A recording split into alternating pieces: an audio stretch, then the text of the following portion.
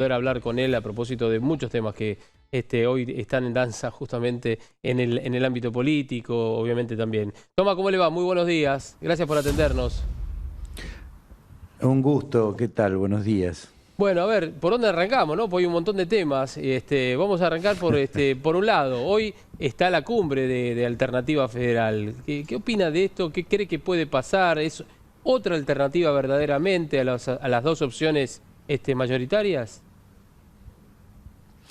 Sí, sin duda, es un espacio que ha venido construyendo una identidad, sin duda. Anoche se reunieron los 4 fundadores de este espacio, Schiaretti, Pichetto, Massa y Urtubey. Hoy van a ampliar en una reunión en que incorporarán a Labaña, Lifchitz y Margarita Stolbizer. De manera que creo que, a diferencia de lo que está ocurriendo en Unidad Ciudadana, donde la supuesta apertura a la que se recurre cuando se explica el por qué Alberto Fernández es el candidato ungido a presidente por la expresidente, que es un hombre del riñón de ese espacio. Por el contrario, Alternativa está incorporando expresiones políticas distintas. Creo que lo importante ahora pasa por definir, y confío que va a ser resuelto esto rápidamente, la metodología para la selección de la fórmula, y yo entiendo que el mejor mecanismo sin duda es competir dentro de las PASO, porque es el modo de democratizar cualquier espacio político y además legitimar a aquel que surja o aquellos que surjan como la expresión de la fórmula que los va a representar. Y a propósito de esta fórmula, que la van a definir seguramente en las próximas horas, por lo menos recién hablábamos con de Mendiguren y dijo, bueno, vamos a primero definir de qué manera elegimos a los candidatos del espacio, ¿no? Correcto. Es lo que yo hacía referencia a la metodología, claro, ¿no es cierto?, de selección o de elección de los candidatos. Exacto. Pero digo, a ver, a partir del anuncio de kirchnerismo, de Alberto Fernández y Cristina Fernández, se ha movido todo, un poco la estantería del resto de los partidos políticos.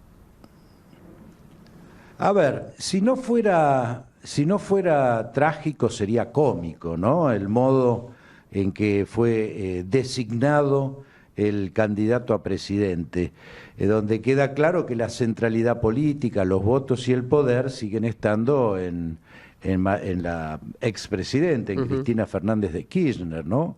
El que haya sido ella que hizo un video donde indica que va a ser su candidato a presidente y ella vice, Alberto Fernández, me parece que es un remedo millennial de lo que algunas décadas atrás significaban Chasman y Chirolito. Usted se acuerda, ¿no? Sí, sí, claro. Por ahí usted era muy joven. No, sí, sí, pero lo conozco. Era el ventrílocuo y el muñeco. O sea, bueno, uno lo interpreta. Bueno, Alberto Fernández, cuando le preguntaron si qué pensaba de los que mencionaban y pensaban respecto de esto, de si iba a ser un títere de Cristina Fernández, esta fue la palabra que se utilizó para preguntarle, él dijo, bueno, en algún momento también pensaron que yo influía en Cristina, haciéndole decir tal o cual cosa y demás, es decir, como dejando a un lado eso y que eso no iba a poder ocurrir. ¿Usted cree que Alberto Fernández puede ser un títere, una marioneta de Cristina, teniendo en cuenta que fue el hombre que de alguna manera forjó en los primeros años a Néstor Kirchner? Bueno, a ver, a confesión de parte, relevo de prueba. Cuando él dice que no incidió ni incidía en el pensamiento de Cristina Fernández, ya estaba reconociendo que no tiene un pensamiento propio, que el pensamiento propio es de quien lo ungió como candidato a presidente, ¿no? Por un lado.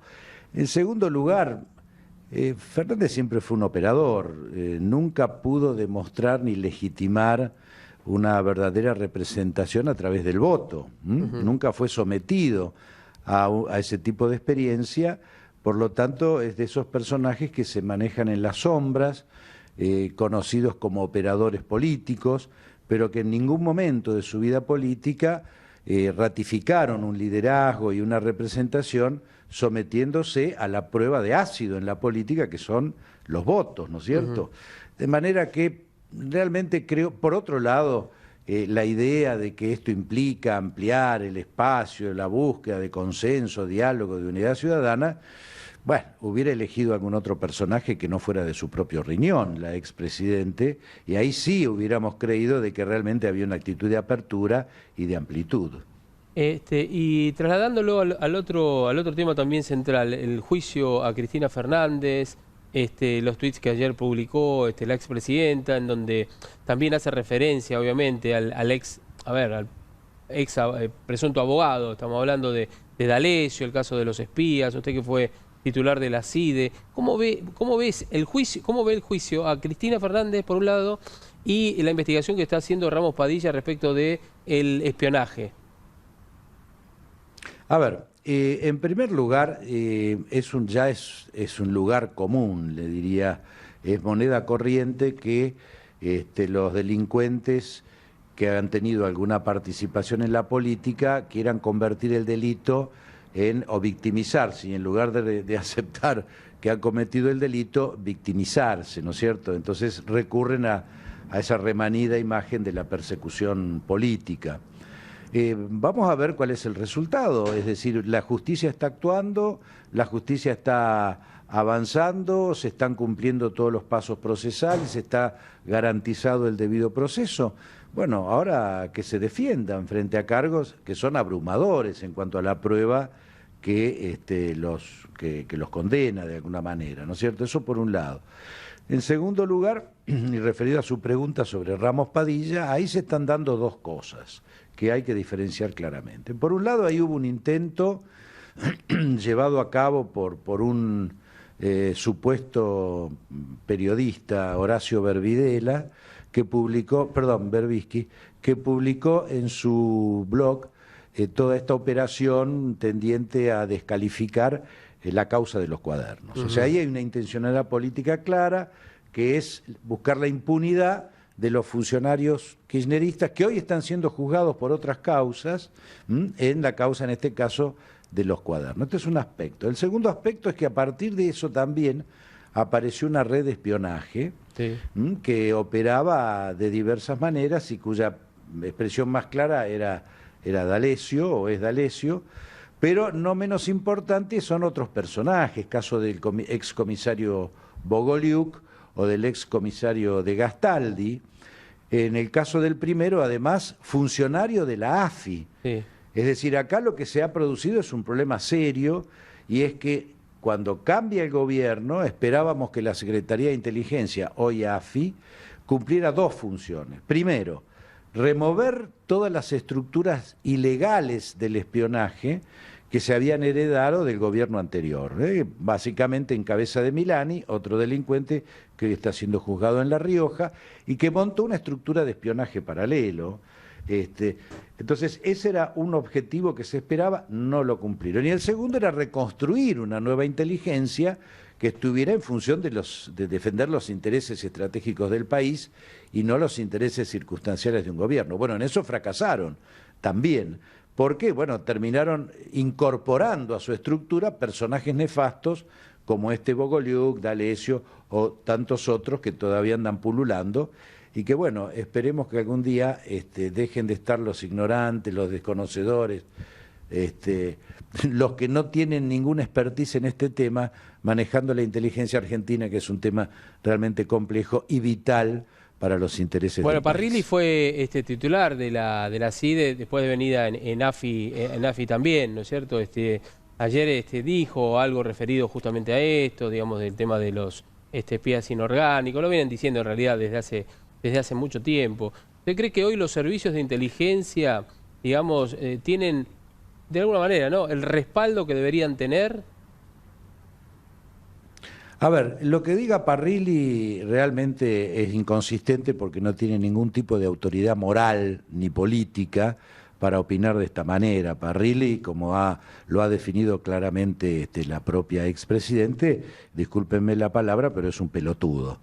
Y además no tiene autoridad moral, porque él lo que viene a hacer en la AFI es nada más ni nada menos que terminar de hacer una purga, echando a todos los agentes de inteligencia, los mejores oficiales de inteligencia, que se habían negado a cumplir la orden de Cristina Fernández de Kirchner de dejar de apoyar la investigación de Nisman respecto del atentado a la AMIA, y que terminó además con la muerte de Nisman, responsabilidad que por acción u omisión el gobierno de aquella época todavía tiene que explicar. Esto para dejar claro de quién viene algunas opiniones. Y en segundo lugar, es cierto, hoy las estructuras de inteligencia no tienen prestigio como sí lo tienen en otras partes del mundo. Muy simple, el gobierno de Cristina Fernández destruyó a esa inteligencia civil, construyó en paralelo una inteligencia militar e ilegal, Con Milani, que en lugar de estar con Milani a la cabeza, que en lugar de estar destinada a proteger, como yo dije antes, intereses estratégicos del país, estaba más preocupada y dirigida a hacer espionaje interno. claro. Es decir, a utilizar los mecanismos de la inteligencia como un instrumento de control y de represión social y de persecución de opositores o de todos aquellos que consideraran ajeno a los intereses no del país, del gobierno corrupto que expresaban entre otros Parrilli. Y la última toma, gracias por habernos atendido, usted que también fue diputado nacional y demás. A ver, hoy de acuerdo a las encuestas que hay primarias, hoy todavía faltan algunos candidatos y demás, ¿cree que hay posibilidad de que gane la fórmula Fernández-Fernández? ¿Cree que, y le sumo a la pregunta, que puede hacerle frente firmemente la fórmula que integre, acompañado por supuesto al presidente de la Nación, y la de Alternativa Federal? A ver, si uno analiza cualitativamente todas las encuestas, independientemente de lo cuantitativo, esto es, de las imágenes o de las intenciones de voto, queda claro que la sociedad argentina hoy tiene básicamente tres espacios en los que alinearse. Y son espacios parecidos, los famosos 3/3, ¿no? Sí. Pero si avanzamos un poquitito más en el análisis, vamos a ver que hay casi un 60% de argentinos que están desencantados con el presente y que no quieren volver al pasado. Esa es la masa que está esperando, ese es el núcleo de la sociedad que está esperando la construcción de una alternativa. Y creo que en la medida en que nosotros, como expresión de ese espacio, logremos definir y consolidar esa identidad, proponer un programa que resuelva, que plantee o que regenere la expectativa de la resolución de los problemas cotidianos de los argentinos, y encontramos un mecanismo que transparente, un liderazgo que se exprese en una fórmula, con estos tres desafíos que estamos en vía de resolver, creo que somos realmente, en serio, la alternativa superadora de la grieta. Bien, y esta sí es la última, porque a propósito de lo que dijo, me hizo acordar de algo, a propósito de los análisis, digo, ¿no? Para usted que es peronista, que Cristina se haya relegado, haya pasado al segundo plano, digamos, la vicepresidencia, más allá del peso específico político que tiene ella, es indiscutible. Como peronista, ¿cómo se analiza eso? Digamos, ¿como un gesto de grandeza, como mencionan, o simplemente sabiendo las limitaciones que tiene si fuera candidata a presidente ella? A ver, por lo de los toma esta consensos, decisión Sí, correcto. Toma la decisión, evidentemente, porque después de haber presentado su libro Sinceramente, la sociedad argentina la volvió a escuchar la voz. Es un dato no menor volvió a escuchar la voz, volvió a remedar, a remitirse a las cadenas nacionales. Y a partir de eso tuvo una caída de 3-4 puntos en la encuesta. No es menor este dato. El estar en silencio a ella le conviene, entonces necesita un chirolita que haga el relato, y ahí aparece la figura de Alberto Fernández por un lado. Entonces, más que un gesto de grandeza, fue una necesidad frente al deterioro de su propia imagen y a una cuestión también que es del sentido común.